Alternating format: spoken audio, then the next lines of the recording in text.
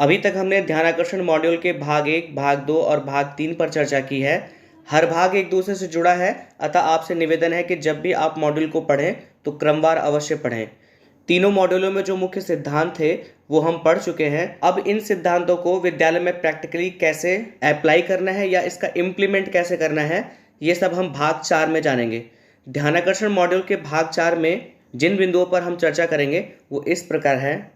पहला बिंदु है परिशिष्ट 1, जो है आरंभिक परीक्षण प्रपत्र। देखिए, हमने भाग 1, भाग 2 और भाग 3 में भी आरंभिक परीक्षण प्रपत्र पे बात की थी, लेकिन इसे बनाना कैसे है वो हम भाग 4 में जानेंगे। परिशिष्ट का मतलब आपको बता दें, परिशिष्ट का अर्थ होता है पुस्तकों के अंत में दी जाने वाली पूरक बातें, या आप इसे बचा हुआ भी कह सकते हैं या आप इसे छूटा हुआ भी कह सकते हैं कि आरंभिक परीक्षण प्रपत्र में जो कुछ बच गया है या आरंभिक परीक्षण प्रपत्र कैसे बनाना है वो हम इस भाग में जानेंगे। इसमें जो दूसरा बिंदु है वो है अधिगम परिणाम आधारित प्रगति विवरण। जैसा आपने भाग 2 और 3 में अधिगम के आधार पर बच्चों का परीक्षण किया था, तो उसका प्रगति विवरण आपको कैसे बनाना है वो आप इसमें जानेंगे। तीसरा बिंदु है परिशिष्ट 3, ध्यानाकर्षण तकनीक तालिका। देखिए, भाग 3 में हमने आपको ध्यानाकर्षण तकनीकी के बारे में बताया था। हमने 18 तकनीकियों के बारे में बताया था। आज भी इस पे कुछ चर्चा की जाएगी। बिंदु 4 है परिशिष्ट 4, अक्सर पूछे जाने वाले प्रश्न।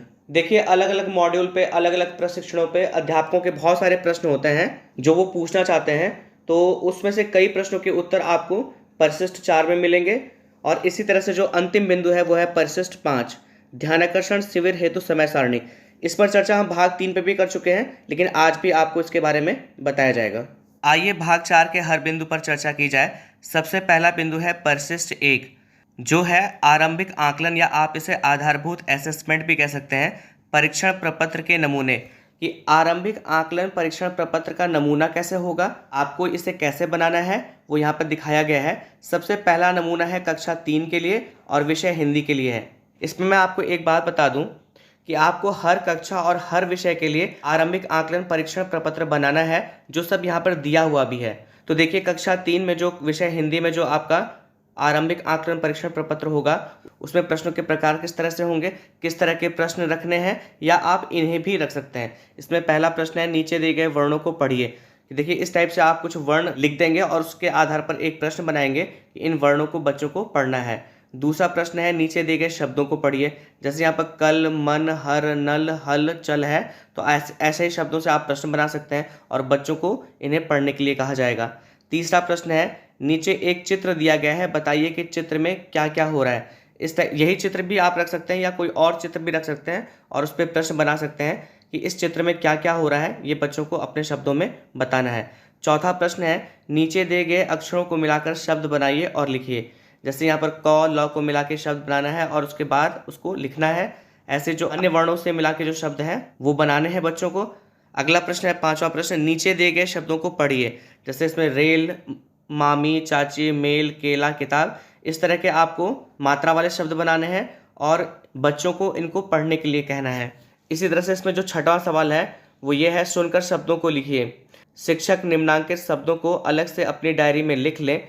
शिक्षक इन शब्दों को उच्च स्वर में बोलेंगे और बच्चे सुनकर लिखेंगे। जैसे इमला लिखा जाता है तो उसके पहले शिक्षक तैयारी करेंगे अपनी डायरी में उन शब्दों को, जिन शब्दों को बच्चों के सामने रखने जा रहे हैं, जो उनको लिखने के लिए कहने जा रहे हैं, उनको अपनी डायरी में लिख के रखेंगे और फिर जोर की ध्वनि से, ताकि सारे बच्चे सुन लें और उनको लिखने के लिए कहा जाएगा। जैसे यहाँ पर देखिए, बस है, कनक है, खेत है, मेला है, धरती है, पेड़ है। इसी तरह से जो सातवां प्रश्न होगा वो ये है, नीचे दिए गए वाक्यों को पढ़िए। एक वाक्य आपको बच्चों को देना है, उसे पढ़ने के लिए कहना है। आठवां प्रश्न है नीचे दिए गए वाक्यों को पूरा करिए। जैसे यहाँ पर है, मोहन मैदान में खेल, और फिर डैश है, फिर है। तो बच्चा तर्क के आधार पर, कल्पना के आधार पर यहाँ पर क्या शब्द आएगा उसे भरेगा।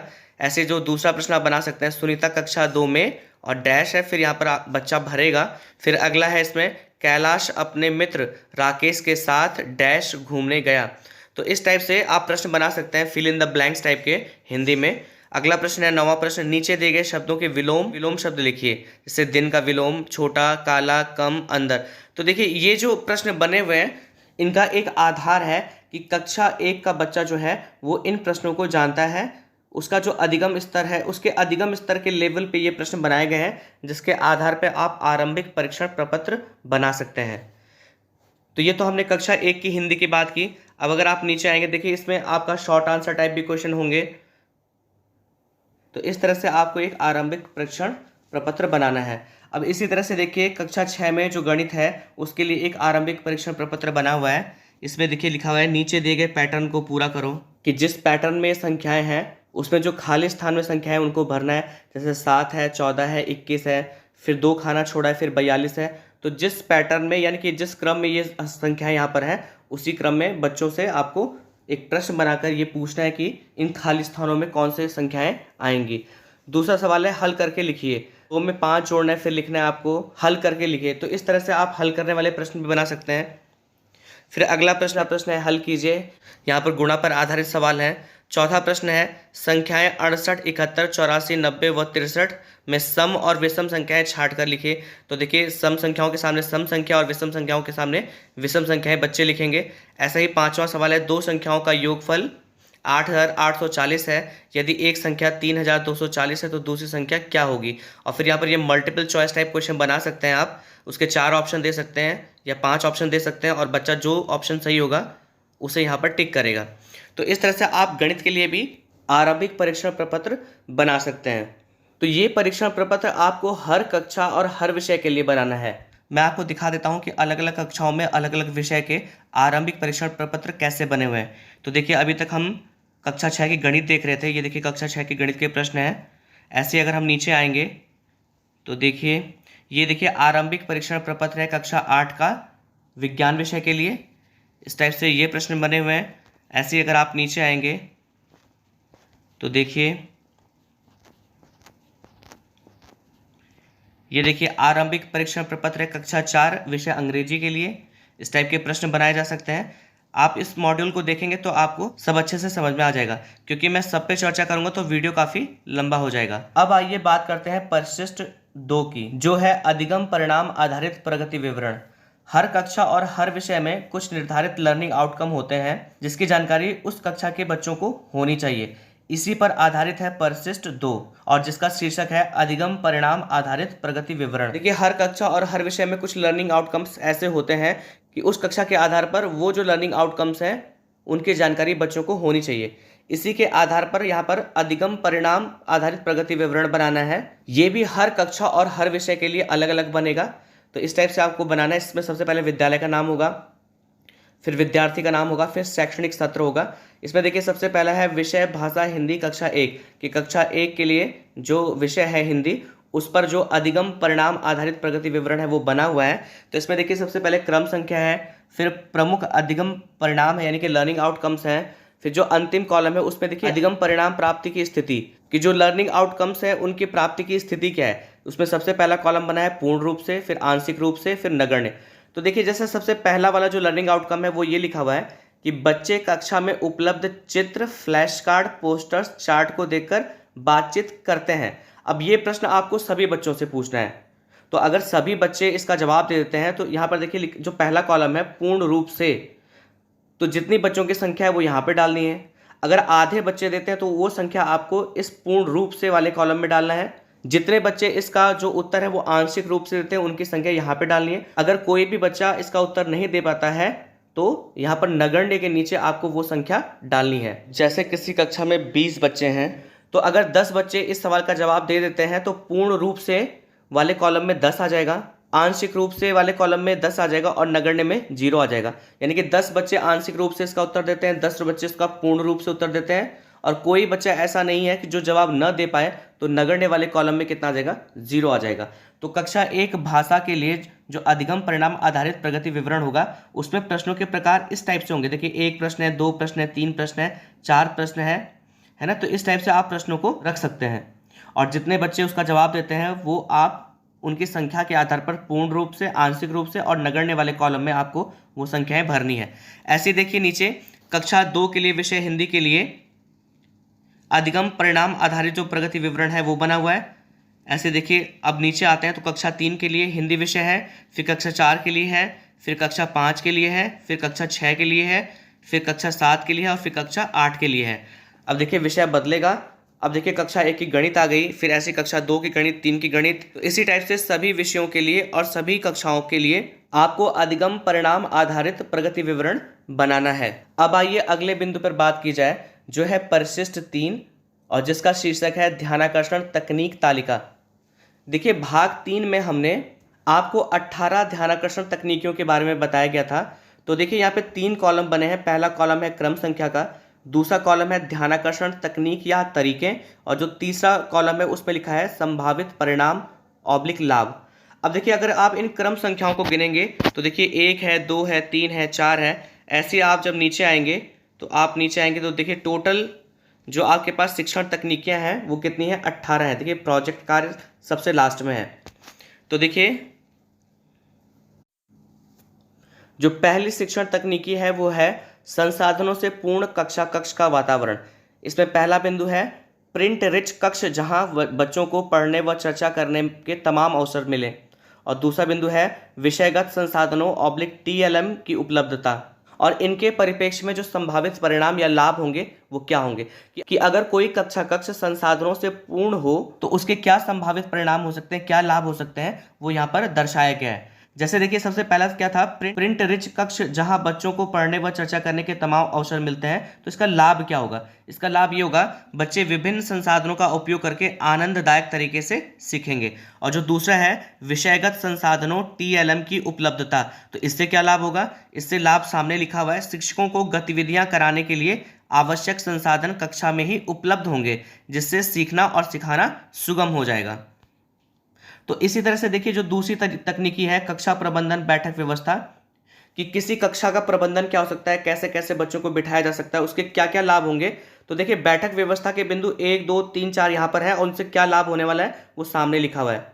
देखिए इसमें जैसे ये था कि बैठक व्यवस्था में कम सुनने, कमजोर नजर वाले, बोलने में असुविधा वाले बच्चों को अग्रिम पंक्ति में बैठाना। तो इसका लाभ क्या होगा, कम सुनने, कमजोर नजर वाले, बोलने में कठिनाई का अनुभव करने वाले, कम बोलने वाले, शर्मीले बच्चों को सीखने में मदद मिलेगी। कि जो बच्चे कम सुनते हैं या कम देख पाते हैं या कम बोलते हैं या शर्माते हैं, अगर आप उनको पंक्ति में आगे बिठाएंगे तो क्या लाभ होगा, कि उन बच्चों को सीखने में मदद मिलेगी। और उसमें दूसरा बिंदु है कि अर्धचंद्राकार बैठक व्यवस्था करना। तो इससे क्या लाभ होगा, शिक्षक का सभी बच्चों पर ध्यान रहेगा। तो देखिए ये आपके पास 18 तकनीकियां हैं। 18 तकनीकियों में जो तरीके हैं उनसे क्या लाभ है वो सब यहाँ पर आपका मेंशन है। आप हर बिंदु को पढ़िए, आप हर तकनीकी को पढ़िए, और उससे क्या लाभ होने वाला है वो उसके सामने लिखा हुआ है।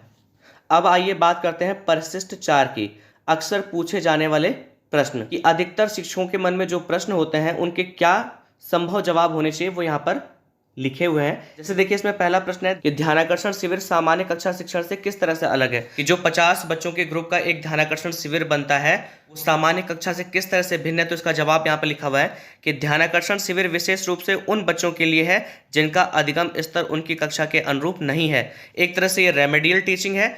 ये उन बच्चों के लिए होता है जिन बच्चों का अधिगम स्तर उस कक्षा के सामान्य बच्चों के अनुरूप नहीं होता है। इसमें दूसरा प्रश्न है ध्यानाकर्षण शिविर के उपरांत क्या अलग से कक्षा लगाई जाएगी। तो इसका उत्तर है नहीं। अलग से कक्षा लगाने से बच्चों में हीन भावना आ सकती है। आप निर्धारित कक्षा में ही ध्यानाकर्षण तकनीकियों पर आधारित शिक्षण योजना बनाकर उन बच्चों के साथ कार्य करेंगे जिनका अधिगम स्तर कक्षानुरूप नहीं है। तो इसमें लिखा हुआ है कि अलग से कक्षा लगाने की आवश्यकता नहीं है, इससे बच्चों के अंदर हीन भावना आ सकती है। आप जैसे कक्षाएं चला रहे हैं उसी हिसाब से आपको कक्षाएं चलानी चाहिए। ऐसे तीसरा प्रश्न है, और बहुत सारे प्रश्न हैं जो आपके मन में उठ सकते हैं और जिनका जवाब आप पाना चाहते हैं। तो अधिकतर प्रश्नों के जवाब आपको यहाँ पर मिल जाएंगे, आपको इन सबको पढ़ना होगा। अब आइए परिशिष्ट 5 की बात करते हैं, ध्यानाकर्षण शिविर हेतु समय सारणी। इस पर चर्चा हम भाग 2 और भाग 3 पर भी वृहद रूप से कर चुके हैं। जैसा कि हमने आपको बताया है कि आरंभिक परीक्षण के माध्यम से आपको बच्चों की एक सूची बनानी है जिनको आपको 0, 1, 2 और 3 अंक के आधार पर अंक देना है।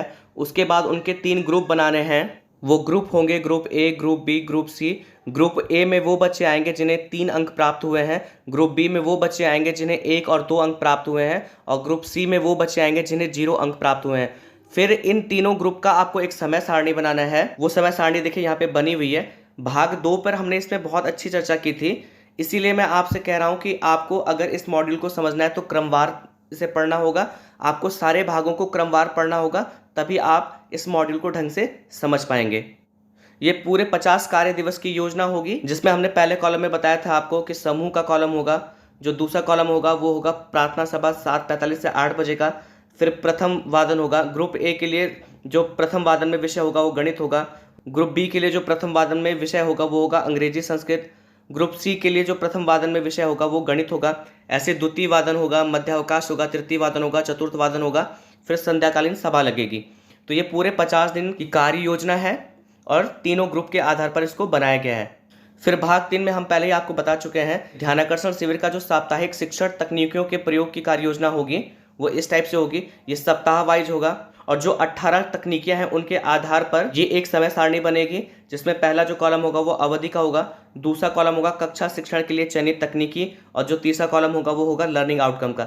जैसे पहले सप्ताह में 1 से 7 दिन होता है, तो उसके लिए जो चयनित शिक्षण तकनीकी होगी वो क्या क्या होगी। पहली तकनीकी होगी संसाधनों से पूर्ण कक्षा, कक्ष का वातावरण, दूसरा होगा बैठक व्यवस्था, कक्षा प्रबंधन, और तीसरा होगा रोचक प्रस्तावना।